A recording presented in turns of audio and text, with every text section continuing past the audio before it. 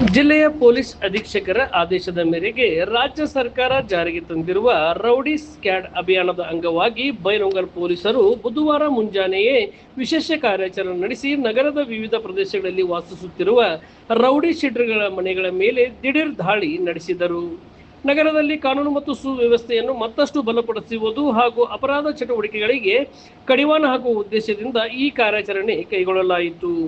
CPI Pramod Eligar ಅವರ ನೇತೃತ್ವದಲ್ಲಿ ನಡೆದ ಕಾರ್ಯಾಚರಣೆಯಲ್ಲಿ ಪೊಲೀಸ್ ಸಿಬ್ಬಂದಿ ವಿವಿಧ ಪ್ರದೇಶಗಳಿಗೆ ತೆರಳಿ ರೌಡಿ ಶೀಟರ್ಗಳ ಚಲನವಲನ, ಅವರ ಚಟುವಟಿಕೆಗಳು ಹಾಗೂ ಕಾನೂನು ಬಾಹಿರ ಚಟುವಟಿಕೆಗಳಲ್ಲಿ ತೊಡಗಿಕೊಂಡಿರುವ ಬಗ್ಗೆ ಮಾಹಿತಿ ಸಂಗ್ರಹಿಸಿದರು. ಈ ಸಂದರ್ಭದಲ್ಲಿ ಮಾತನಾಡಿದ ಸಿಪಿಐ ಪ್ರಮೋದ್ ಎಲಿಗಾರ್, ರೌಡಿ ಶೀಟರ್ಗಳು ಅಥವಾ ಯಾವುದೇ ವ್ಯಕ್ತಿಗಳು ಅಪರಾಧ ಚಟುವಟಿಕೆಯಲ್ಲಿ ತೊಡಗಿರುವುದು ಕಂಡುಬಂದರೆ ಅವರ ವಿರುದ್ಧ ಕಾನೂನು ಕ್ರಮ ಜರುಗಿಸಲಾಗುವುದು. ಸಮಾಜದಲ್ಲಿ ಶಾಂತಿ ಮತ್ತು ಸುವ್ಯವಸ್ಥೆ ಕಾಪಾಡುವುದು ಪೊಲೀಸ್ ಇಲಾಖೆಯ ಪ್ರಮುಖ ಕರ್ತವ್ಯವಾಗಿದ್ದು, ಇಂತಹ ಕಾರ್ಯಾಚರಣೆಗಳು ಮುಂದೆಯೂ ನಿರಂತರವಾಗಿ ನಡೆಯಲಿವೆ ಎಂದು ಎಚ್ಚರಿಕೆ ನೀಡಿದರು.